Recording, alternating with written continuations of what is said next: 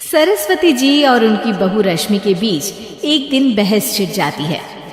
आखिर किसका काम ज्यादा आसान है, बहू का या सास का? माँ जी, सास को काम ही क्या है, आपके सारे काम उंगलियों पे तो हो जाते हैं। कुछ भी।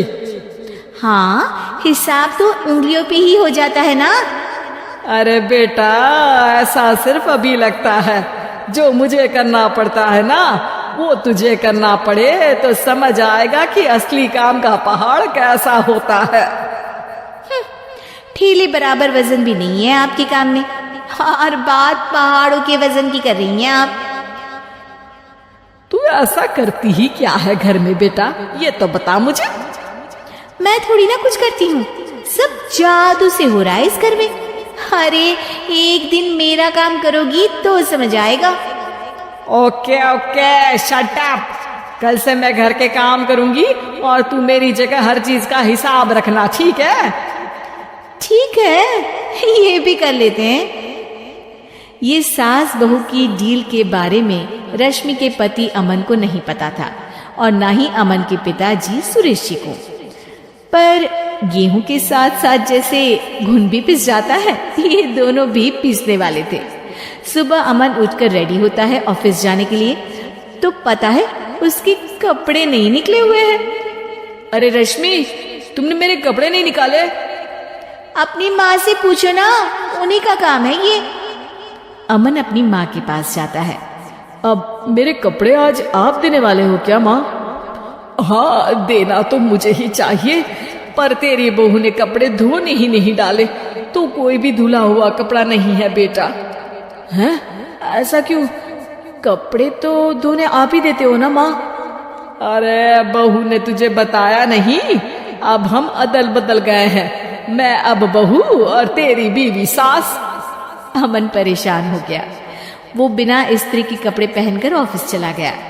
सरस्वती जी अपने घुटने के दर्द के कारण झुककर घर साफ नहीं कर पा रही थी और ना ही खाना बनाना याद रख पाई।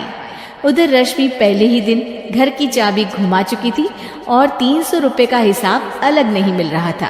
पर दोनों का ही घमंड कैलाश पर्वत से भी बड़ा था और दोनों ही खेमे एक दूसरे की बात मानने को बिल्कुल तैयार नहीं थे।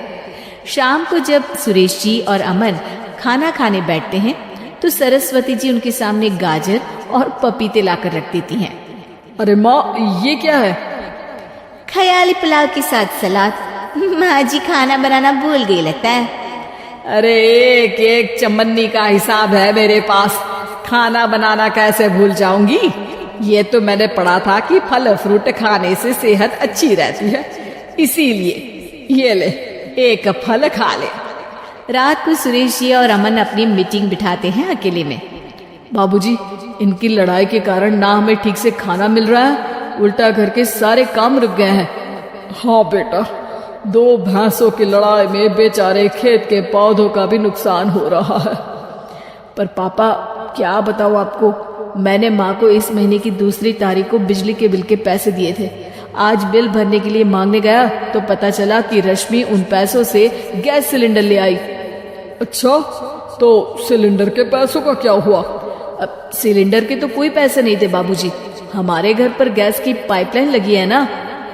बेटा, इन दोनों का कुछ करना पड़ेगा, नहीं तो अपने घमंड के चक्कर में पूरा घर बर्बाद कर डालेंगे ये दोनों। अमन और सुरेश जी काफी सोच विचार के बाद एक निष्कर्ष पर पहुंचते हैं। रात ही को दोनों अपनी पत्नियों की अलमारी से नई साड़ी निकालते हैं और सुबह जब रश्मि और सरस्वती जी उठते हैं तो देखते हैं कि दोनों पति साड़ी पहनकर चढ़ाव पर सब्जियां काट रहे हैं। अरे ये सब क्या हो रहा है? क्या हो रहा है मतलब? आप दोनों अदल बदल हो सकते हो तो हम क्यों नहीं? अरे क्या मतलब?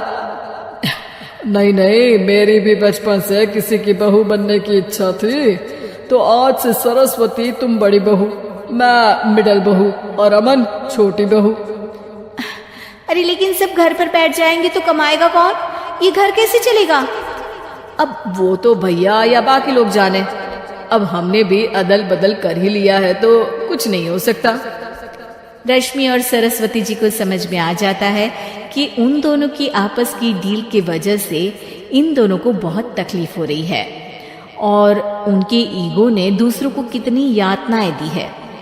अब असल में माँ जी आप सही थी, सास बनना बहुत मुश्किल है। अरे हाँ बेटा, और तू भी, मुझसे तो नहीं हो पाया सब घर के काम, वापस बदल ले क्या? हाँ हाँ बिल्कुल माँ जी, और अब आप दोनों भी बदल लीजिए, कोई आ गया तो आप दोनों को देखकर क्या सोचेगा। अच्छा है, आप दोनों के समझ में ये बात तो आई, मैं फटाक से कपड़े बदल लेता हूँ। अरे रुक जा बेटा, एक फोटो ले लेती हूँ तेरी, मेरी बेटी होती तो तेरे जैसी ही दिखती साड़ी में। और मेरा फोटो नहीं लोगी?